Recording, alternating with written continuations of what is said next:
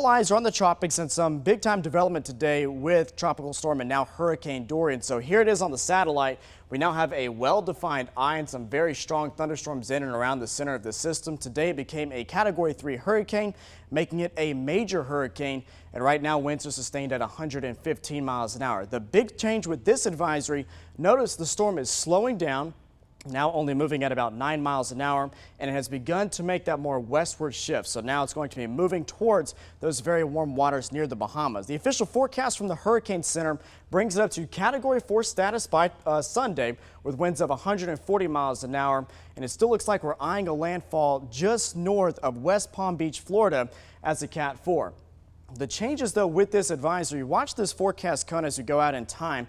The Hurricane Center wants to keep this closer to the coast. That's in line with the new spaghetti plots that have come in today and the new European model that are keeping this more over water. So that's not good news for the folks along Florida's east coast here, but actually pretty good news for us because this is going to put us on the western side of the circulation. That's the side with lower wind gusts and much lower chances for rain.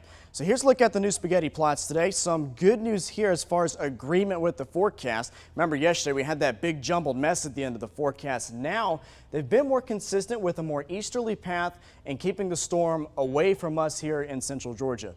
So one of the models that we are leaning towards today has been the European model. I want to show you what it's painting as far as wind gusts here as we get towards that Thursday time frame. So go through Monday and Tuesday, nothing out of the ordinary. Wednesday, the storm will be either onshore or near shore in Florida, starting to inch closer to us here in central Georgia. And this is when we could potentially see some gusts around the 25 to 35 mile an hour range, and some slightly higher gusts for our far southeastern counties.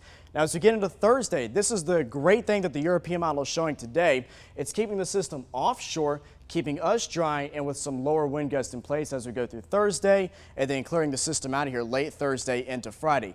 Keep in mind the wind gusts I just showed you, and combine that with the rainfall. Notice how we don't see hardly any rain here across central Georgia, and that's great. We can handle those stronger wind gusts, especially if we don't have any rain. So that's something we'll be fine-tuning over the next couple of days.